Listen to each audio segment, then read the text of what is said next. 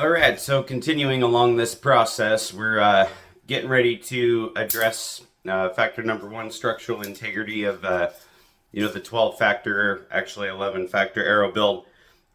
What you guys have seen me do so far is get my bow completely dialed in tune in time, perfect center shot right through the center of the riser, 13/16 off the inside of the riser, cam sync, cam time, everything good, cam lean addressed, because as we have discussed, perfect arrow flight starts at the bow.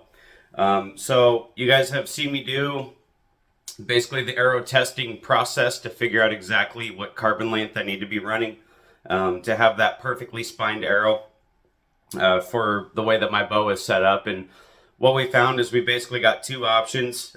Just to kind of summarize, we had a 200 spine that was, I believe, roughly 28 inches long, or just under it, axle to axle. I don't know because I'm not using the 200 spine. And then we wound up with a 250 spine cut to 25.5 inches total carbon to carbon length. What we're going to be doing, and I've already done a few parts of this kind of off camera and stuff, just because, like filming things takes a while, but I've got 6 here uncut shafts, and I'm going to show you guys my process for building hunting arrows out of these. I'm going to be camping here.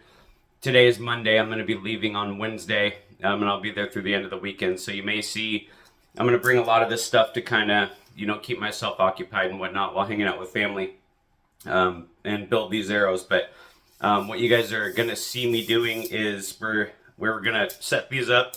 We're going to spin them. We're going to find the wobbly end. And honestly, I've already kind of done that with these.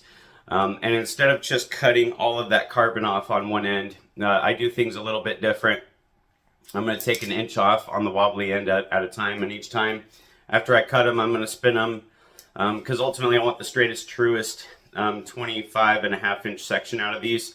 I don't care where the label is. We can just take those off anyway. Labels are kind of a hokey little thing to be worried about, in my opinion. Perfect arrow flight is obviously more important, and you can only get the best arrow that you possibly can by cutting the straightest section out of it.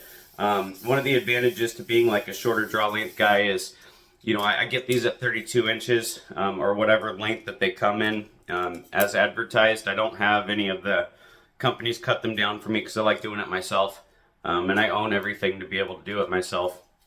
And once we get these worked down to the length they need to be, we're going to weigh things out kind of individually, get a weight for each individual shaft and each of the components that I'm getting ready to use. It's been my experience in the past working with other carbon and components manufacturers. There's sometimes a decent amount of standard deviation. In carbon, even cut to the same length, it's not uncommon to find like a grain to a grain and a half's worth of standard deviation amongst your heaviest and your lightest shaft. The components, I find you get more deviation the heavier that they are. It makes sense as kind of that mass increases. Like something that may not represent as a tenth of a grain, when you're talking about like maybe 50 grains can easily become 2 grains at 150 grains. So you start to see a little bit more of that deviation. It's been my experience working with these guys. So these are Sirius Orions. Sirius Orions are the only carbon that I've had any experience with, so I can't speak to their other carbon shafts. The most I've seen out of a lightest and heaviest arrow across, a dozen of, or a batch of a dozen, so around 12, has been around, maybe 3 or 4, maybe 5/10 of a grain, which is really, really awesome and consistent as far as I'm concerned. And then the Ethics archery components, I don't think I found anything more out of a dozen than maybe, 2/10 of a grain deviation. So it does get to be a little bit like, watchmaking, I guess. Some of the stuff that you'll see me doing is kind of tedious. I believe it's important, obviously, to have an arrow that is outbuilt for my skill set, because at least that way I know if my arrows are built better, then I'm capable of performing with them. If anything happens, I have nothing to blame but myself, and it keeps me honest and growing and developing and getting better. And I just don't like having an opportunity for excuses. I know that if my stuff's all dialed in, that the reason things didn't go to plan is because of me. So we'll get this set up. We'll get these things cut. Excuse me, I'm kind of fighting some kind of a lung infection, but We'll get these things kind of cut up, cut back, get the straightest section out of these that we possibly can. I ordered a dozen and a half of these, so I ordered 18 shafts. Reason for that is I'm going to end up building probably 6 hunting shafts made with Tuffheads. There'll probably be 6 shafts or so, maybe 3. I'm not quite sure. Made out of or with Ranch Fairy's 200 grain single bevel, the Ranch Fairy 2, the new one, put on the front with bleeders, and then you'll see me kind of, just because those heads are 200 grains and the tough heads are 225 or thereabouts, we're gonna have to make up that 25 grains somewhere. So we'll kind of play with the insert weight, to kind of get things to be as uniform and even and similar as possible. And then whatever that difference ends up being, which is just standard deviation in manufacturing, we'll make up with by playing with some different vein weights, knocks, that kind of stuff. Maybe introduce a little bit more of the JB weld, where things are a little lighter, to kind of help make up some of that difference. So in a perfect world, what you guys should see is, by the time that me being done with building a dozen of these, I like to shoot for being around a grain to a grain and a half deviation across my heaviest and lightest arrows. Typically, I do wind up being substantially closer than that. I've been doing this for a little while. You're going to have some deviation just because of the amount of glue and stuff that you use. It can't always be perfect. But when you use good quality components, they end up being a lot tighter. And even without good quality components, if you spend a little bit of time just kind of matching things out, weighing them out, and doing some basic math, you can get things pretty close, and you'll have a much more consistent batch of arrows. So I'm gonna get you set up. We'll show you the wobble end. I've already marked on this side, so I'm probably just gonna cut these. I'll take you guys out there with me to the arrow saw. We'll cut an inch off these, and then you'll see me spin the next ones, and we'll find all the wobbly ends together. Alright, so got these set up to basically take an inch off them at a time. Like I said previously when we were doing the arrow testing, you kind of want to roll these into the wheel a little bit. Let the wheel do the cutting, don't just force them through. Make things easier for squaring up. So let's go ahead and make that happen.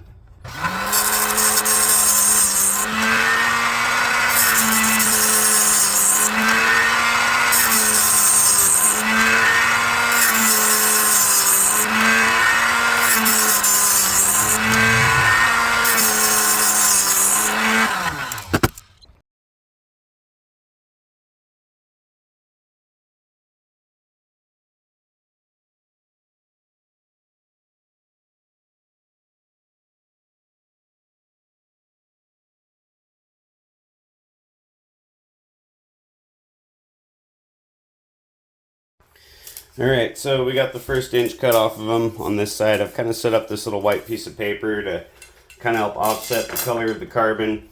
Hopefully the wobble will be easy for you guys to see on camera, but all we're going to do is set things up on the spinner, and we're going to spin it, and we're going to look for any wobble on that. As you can see, that end's pretty good. There's just a little tiny bit of shake, so I'm going to check this end just because I have the paper over there. And I'm going to spin that side, and honestly I think this side has just a tiny bit more, so we're going to make a line on it. It's going to be the end that we cut, and we're going to do this for all 6 of these shafts. That one looks like it spins really, really good. There is some carbon dust on there which can kind of throw things off a little bit. That one spins pretty good. This side here, that one I feel maybe has a little bit more wobble to it. So these are 1/1000th of an inch straightness. They do also give you 3/1000ths of an inch as an option. I have used the 3/1000ths of an inch. I got these just to kind of figure out what the difference is, and honestly I don't really see much. Their 3/1000ths of an inch was really, really straight. As I showed you guys in the test kits, they give you 6/1000ths of an inch as your tolerance for straightness on those, and you guys saw just how great those spun. I don't see the need, I guess, to really buy 1/1000th of an inch straightness. They're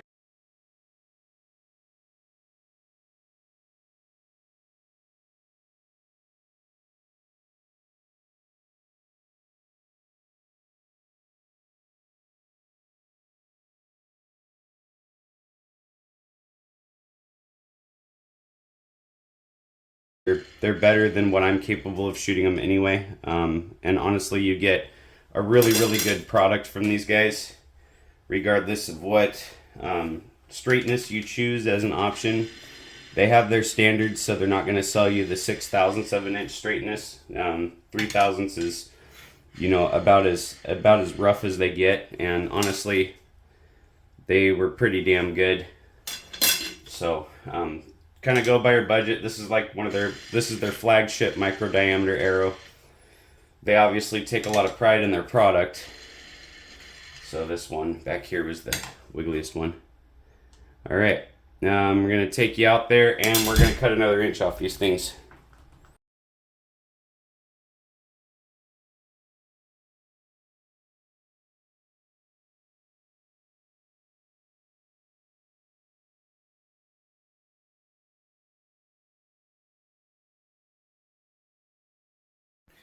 Alright, so you guys have seen countless arrow building videos where people cut carbon. It's raining outside, so I'm not going to keep filming.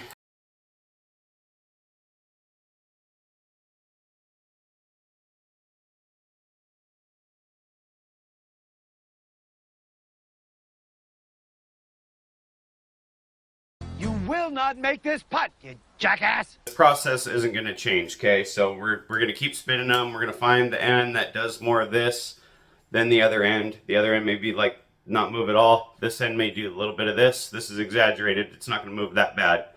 But that's gonna be the end that you keep cutting from. So what I do, take an inch off at a time until I get down to, you know, like about 27 inches. And then, you know, by then, generally in my experience, the arrow's really, really straight. So you can just pick an end to cut off of.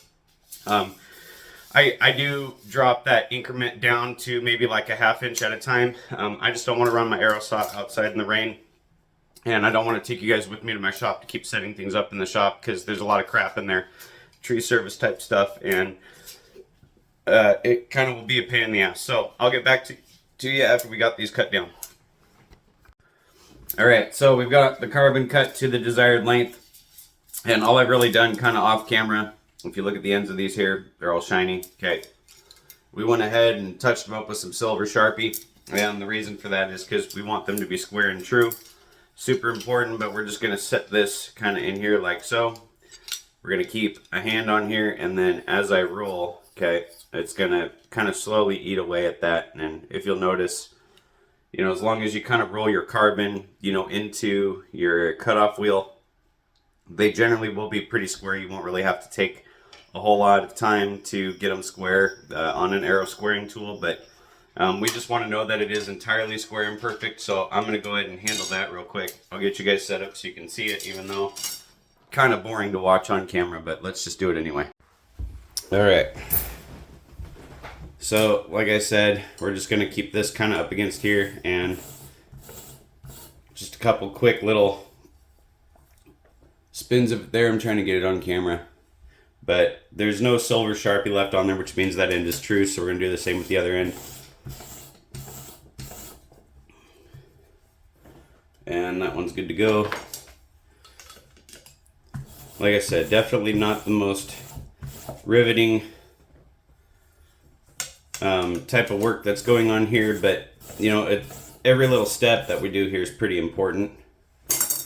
We want these to be, you know, basically carbon copy, no pun intended, images of one another, because that's going to translate into repeatability, familiarity, and having things just be perfectly square and true. It may be, you know, obviously the arrows will probably be better than what my skill set is capable of performing with them, but like I said, if anything goes wrong in the woods in that moment that it matters, I like to know that all of my equipment was dialed away and good to go, and the only reason I missed is because of me. So we just take all those, as many variables out as possible, and own and accept some accountability, because at the end of the day, we're all human. We're all going to make mistakes. Nobody is a freaking robot. I mean, even your pro level archers and stuff like that, they all make mistakes from time to time too, because they're human, and that's just the nature of them. Anyway, so we got these all dialed up. I'm going to show you the next step in my process.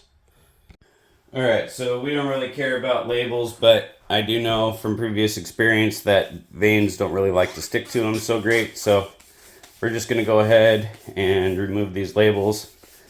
I have a little bit of acetone, not a whole heavy a lot, which is why, you know, it's taking a minute to get these labels off of here, but we're just going to run these up and down the shaft. We need to do this kind of anyway, prior to fletching, because it just really helps the veins to stick and stuff. But we're just going to go ahead and take the label off and rinse, wash, repeat.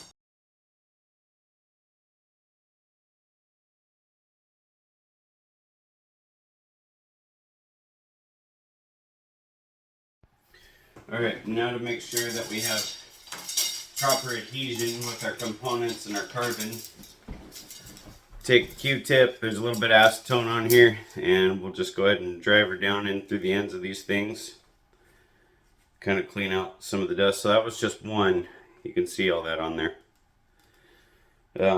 Kind of important to do for a number of reasons. The biggest one being, you know, proper adhesion with your glue, or in my case JB Weld, hot melt, whatever it is that you end up using. Having all that dust and debris in there, it just won't allow things to properly bond.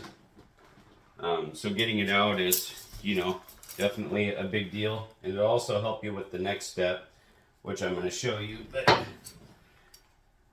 probably don't need to use this massive thing of acetone. I should just put it in one of them little containers, dealy bobbers. But we're almost done here. 3, 4, 5, 6. There you go. That's what we're getting out of there. Alright, now that we've done that, you'll see the importance of it on the next step. Alright, my voice is going to sound even more funny because I have to hold this flashlight with my chin, but I'm going to show you guys. You see that light shining there in the carbon? Now watch. We're going to roll this. And there it is.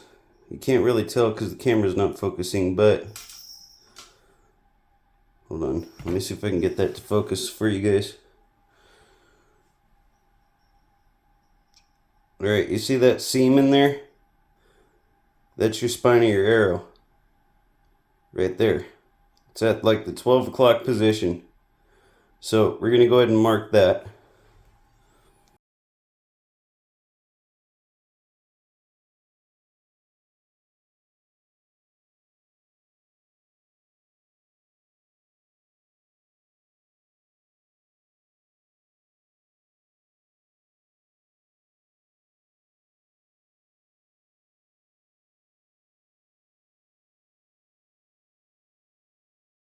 Let me see if I can shine this so you guys can see it. If you look underneath that silver Sharpie mark, you can see a definite stripe. It doesn't come out so well on camera. There you go. You'll be able to see it in person. You need a bright flashlight for it, LED. But mark that. I'm going to do that with all the rest of these, and I'll show you the next step. Alright, so now we're getting to what the tedious part of this process is, but basically, we want to make sure all of our points and stuff are going to be, you know, within the same ballpark of each other. So on these Tuffhead adapters, basically they're longer. You have the ability to cut them down to get the weight that you want. And what I wound up with for point weight with the impact collar, okay, this is the aluminum one, where we wind up is, give it a second. All right, so I think this is a little bit of a different read than what I got on it before, but anyway, in the ballpark of 322.6 to 0.8 grains. Okay, we're not going to be, there it is. We're not going to be super overly critical. Sometimes it just takes us a second, but this is what we're going to end up shooting, right? This I'm using on elk, anything large game animals, stuff like that. On deer, black bear, you know, cougar, I'm actually going to use these Ranch Fairy 200 grain single bevels. These are the Ranch Fairy 2s. They got the little O-ring on there with bleeders. And so because I want all my arrows to be the same, what we need to end up doing is figuring out where our total weight's going to be, right? So 392.4 4 grains, little bit light, not a big deal. Like I said, we can put a little bit of extra glue and stuff in there to kind of make up for that, but this works out just perfect, right? With these, I'm using them kind of full length. These are the Ethics Archery full length stainless steel and stainless steel componentry. So kind of gets us pretty much right where we want to be, you know, with using these Ranch Fairy heads. And so what we'll end up doing is just kind of end up screwing these together. That way we know that the weights are pretty good. Some of these end up being just a little bit heavier. And so what we're going to end up doing is just taking a Dremel and just kind of taking some weight off the back end. But we know this one's good to go. Let's go ahead and try this guy here.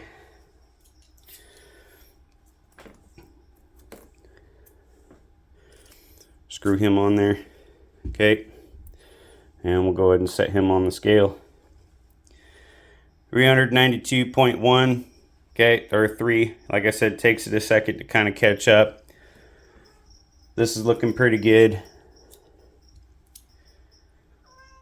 Oh, and we got my wife's cats coming to visit. Yeah, I hear you. 392.6. Give her a second. Anyway, you get the point here. So I'm going to do that for all 6 of these. There's 3 more kind of lined out here. We're going to get them all ready to go, and I'll get with you on the next step.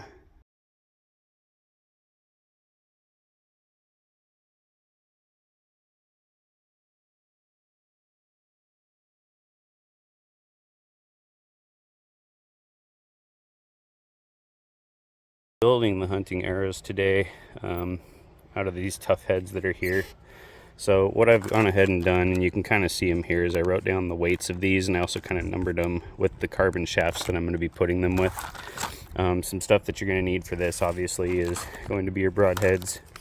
You're going to need these impact collars that will go on the outside of the carbon. I like using JB Weld, the 4 to 6 hour stuff. You can use the Gorilla Glue stuff. I've had issues where, because it kind of expands and it creates air bubbles, causing some misalignment or some wobble after things have set. So I like using this stuff. You will need an arrow spinner, some paper towels, and then I use some Q-tips and stuff just for basic cleanup type stuff. I'm going to go ahead and get everything set up and ready to go, and we will get these arrows built. Alright, so the first thing we're going to need to do is get some of this JB Weld put on here. You guys have seen me work with this stuff before. We're just going to try and get equal parts. It's not super critical if you don't, and then pro tip, kind of back this up a little bit. Make sure that you're getting the black end and the gray end put back to where they need to go, so that doesn't basically cement itself in place. And then we're just going to mix this stuff up till we get a nice even gray color.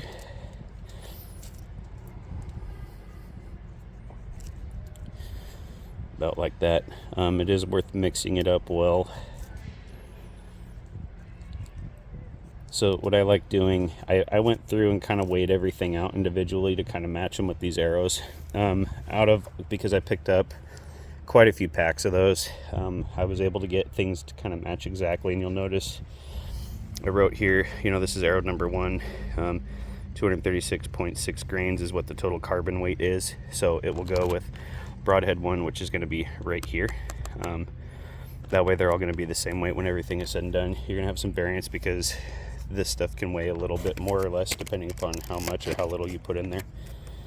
So what we're going to do now, we're going to go ahead, kind of get some of this stuff ready. I went through and weighed all these. They're all, I mean, Ethics Archery is really, really good about getting things perfectly weighed out. They are all exactly the same weight. Now, some things to be mindful of on this. You can kind of do it one of 2 ways. This is the way that I like doing it, but I like getting these put on first. The reason for that is because I don't have to cram a bunch of JB Weld forward when trying to slide this on from the back of the arrow once I get these kind of glued in there. So what I like doing, we'll take a little bit of that, and you'll see I have my spine aligned here. You guys saw how to do that in the previous videos, but it doesn't take much of this stuff.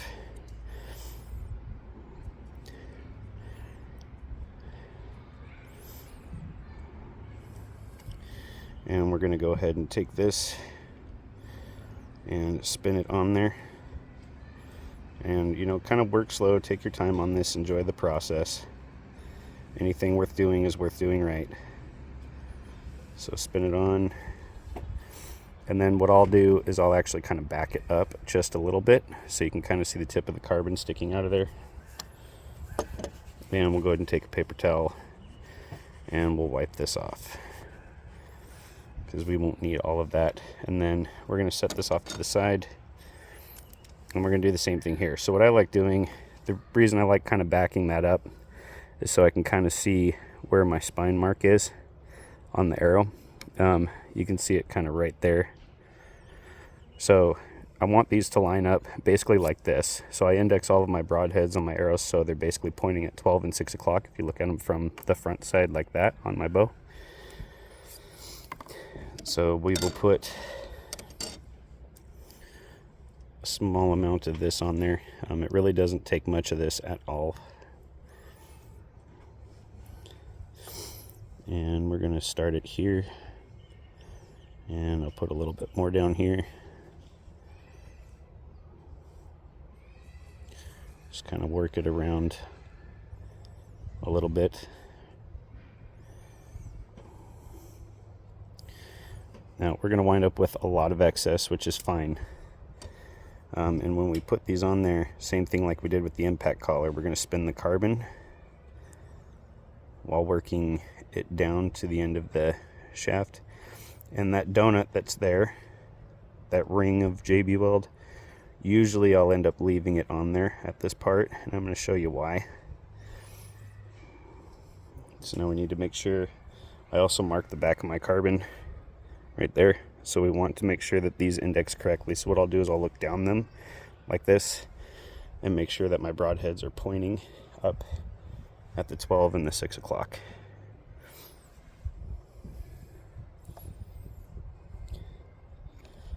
And right there.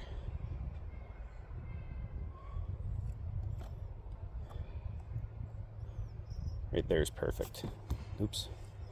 Don't bump the tripod.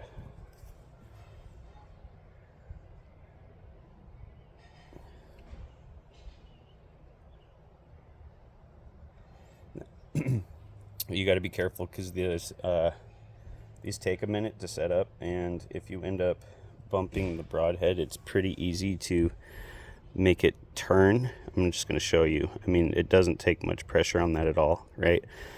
This is why I like putting these collars on first, okay? So we'll hold the broadhead in place. We will slide the collar forward. And then what I like doing is on a wooden surface, thankfully this bench is wood, put the tip of the broadhead down, make sure not to slip and cut yourself, and really kind of drive that impact collar in.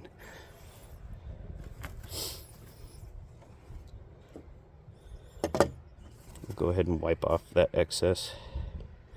So what we've just done is we've made like a perfectly bonded surface, obviously once this dries and cures all the way, because structural integrity is factor number one.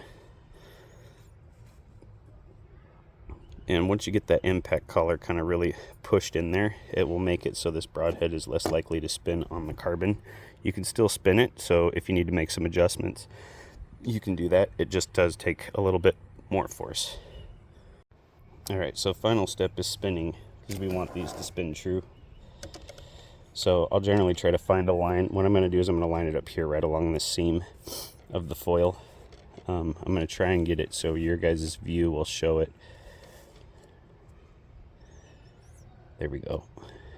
So now if we spin this, I spin it off the spinner, hold on. If we spin this, that looks really, really good. Let me zoom in on it a little bit here.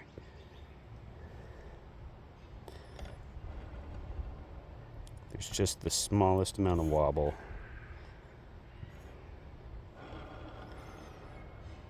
So we'll try spinning this around 180 degrees, because remember we want these indexing the same way. Now you still can, if you're not getting in them to spin perfectly, you can kind of look to see where your wobble is coming from. So right there's like my high side, there's my low side. And you can take this and you can kind of manipulate it a little bit.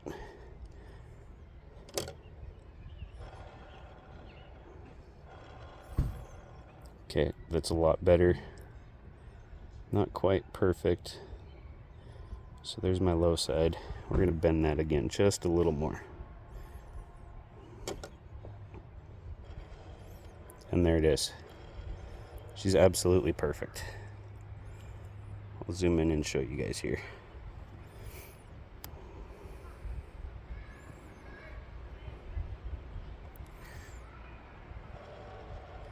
Perfect. That's what we want. Now we just do the same for the other 5. Alright, so let's do number 2. This is going to be kind of monotonous. You guys are just going to be watching me do the same stuff over and over again. Maybe I'll put a timestamp in this one if I can figure out how to do it. So you guys can kind of skip forward to the finished product if you don't really care to continue watching me do the same thing 5 more times.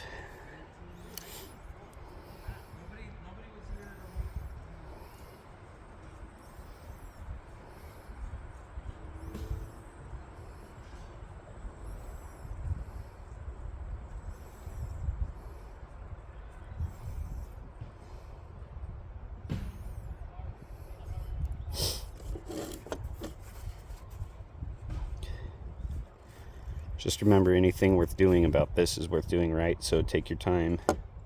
It's a lot of work even just to get to this point, so we want to make sure that we're not wasting any of our efforts.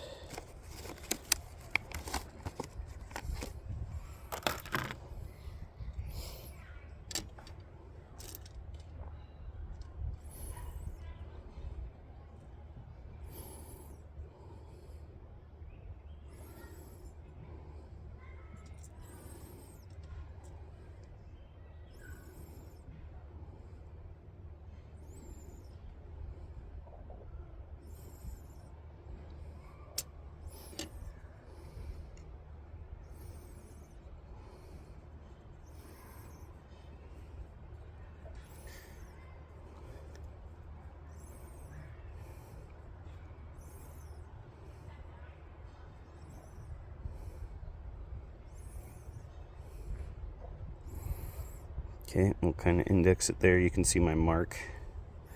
And just like we did before, we'll slide this forward.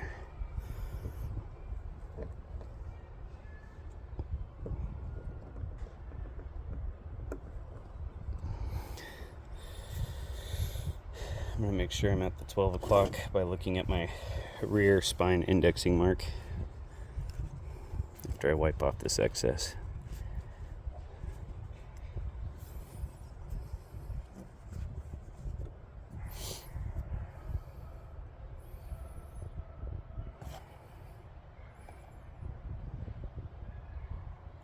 Okay, I'm a little bit off, so we'll just kind of turn this counterclockwise, just like 5 degrees.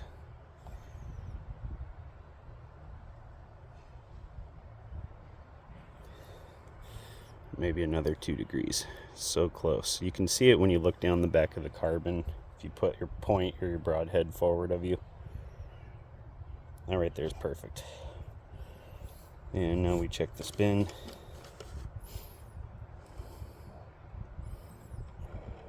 Okay, so there's a nice little, not super bad, but there's a little bit of wobble there. So we will find our low side, which this time it needs to go this way.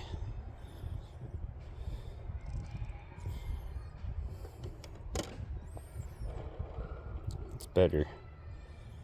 Maybe a little bit more.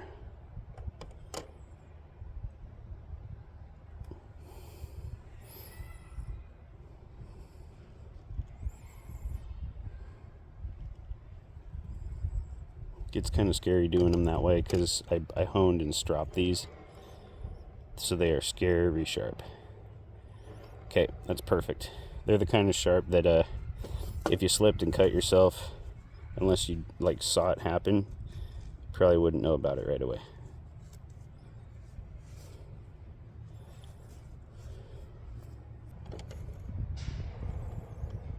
Still perfect.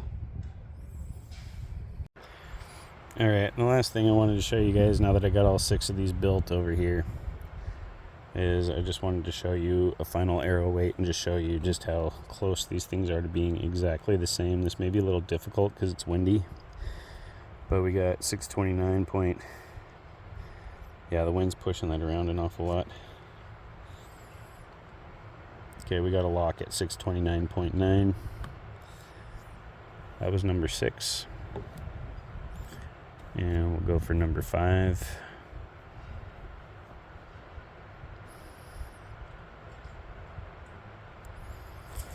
Oh, that's too far back.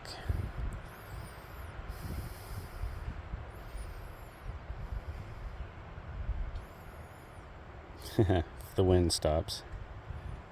629.9. Well, you get the picture, right? So now we're 629.5. It's kind of windy out here. And we'll go for number 4.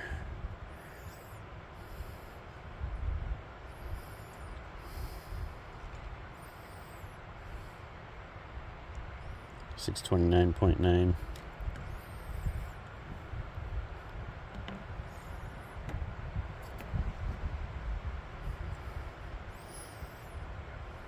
Here's number 3.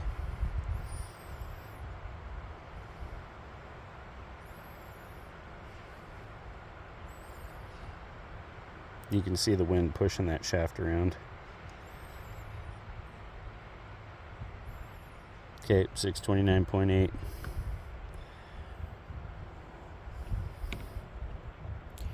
Maybe I should have done the weigh-in inside of the trailer.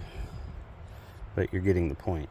We've only had, I think, what, 0.3 of a grain of variance so far. There's 629.9.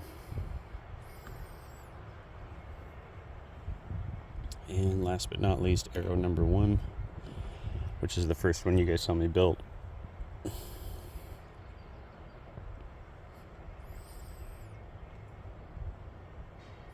Come on, wind. 630.1.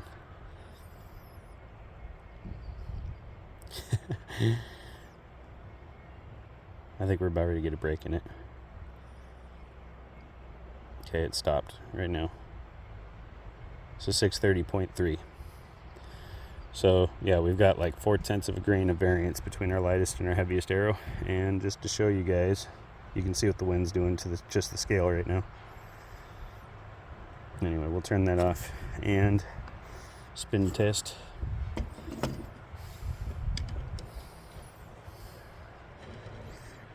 Perfection. Thanks for watching.